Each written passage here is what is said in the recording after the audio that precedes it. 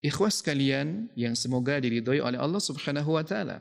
Berikutnya saya akan mengisahkan tentang fase pertama atau tahapan pertama dari dakwah Rasulullah sallallahu alaihi wasallam. Di mana Rasulullah sallallahu alaihi wasallam pada tahap pertama berdakwah secara sembunyi-sembunyi atau melakukan ad-da'wah as-sirriyah. Sebagai tempat kelahiran dan pertumbuhannya, maka kota Makkah dijadikan Rasulullah sallallahu alaihi wasallam sebagai titik tolak dakwahnya. Pada awalnya, metode dakwah yang dilakukan Rasulullah sallallahu alaihi wasallam bersifat sirriyah atau berdakwah secara sembunyi-sembunyi. Hal ini berlangsung selama 3 tahun pertama dakwahnya. Hal demikian dilakukan karena kedudukan Rasulullah sallallahu alaihi wasallam yang masih lemah. Ditambah kandungan dakwah beliau sangat bertolak belakang dengan keyakinan prinsip masyarakatnya yang penuh dengan nilai-nilai kesyirikan. Masyarakat yang paling pertama beliau dakwahi adalah keluarganya dan kenalan dekatnya. Itu pun beliau pilih hanya kepada mereka yang ada tanda-tanda kebaikan pada dirinya. Usaha beliau tidak sia-sia. Pada hari-hari pertama dakwahnya, terkumpul sejumlah orang yang menerima dakwahnya dengan penuh keyakinan dan penghormatan terhadap Rasulullah SAW. Merekalah yang dalam sejarah Islam dikenal sebagai as-sabiqun al-awwalun, generasi pertama yang menerima Islam. Orang terdepan dari kelompok ini adalah istrinya sendiri, Ummul Mukminin Khadijah binti Khuwailid. Kemudian budaknya Zaid bin Haritha, lalu sepupunya Ali bin Abi Thalib radhiyallahu anhu yang saat itu masih belia, masih kecil dan dirawat oleh Rasulullah sallallahu alaihi wasallam. Kemudian sahabat dekatnya Abu Bakar As-Siddiq radhiyallahu anhu.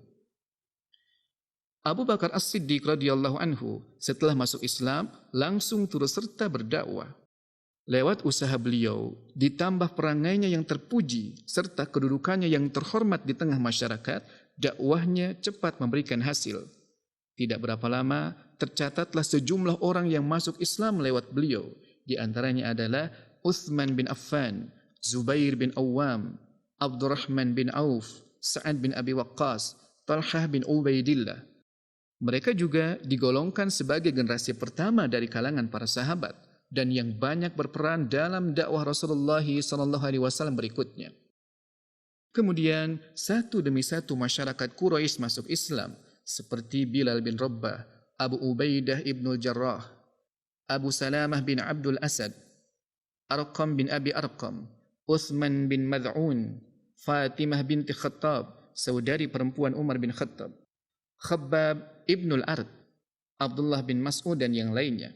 Mereka semua masuk Islam secara sembunyi-sembunyi karena Rasulullah SAW menyampaikan dakwahnya secara individu dan rahasia.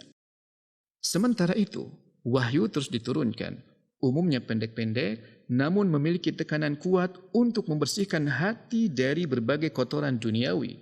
Sangat sesuai dengan kondisi saat itu yang menuntut kelembutan hati dan jiwa.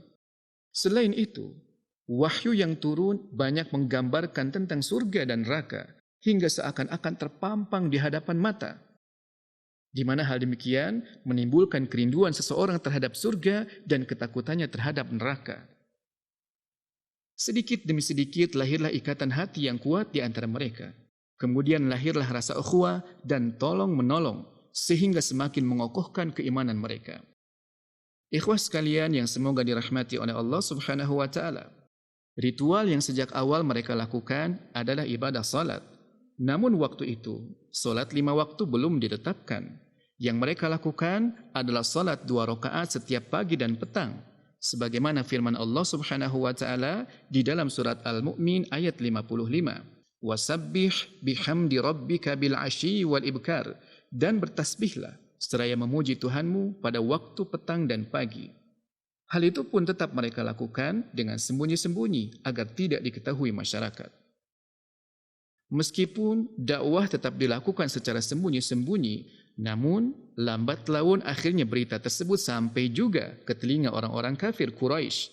Pada awalnya mereka tidak terlalu menghiraukannya.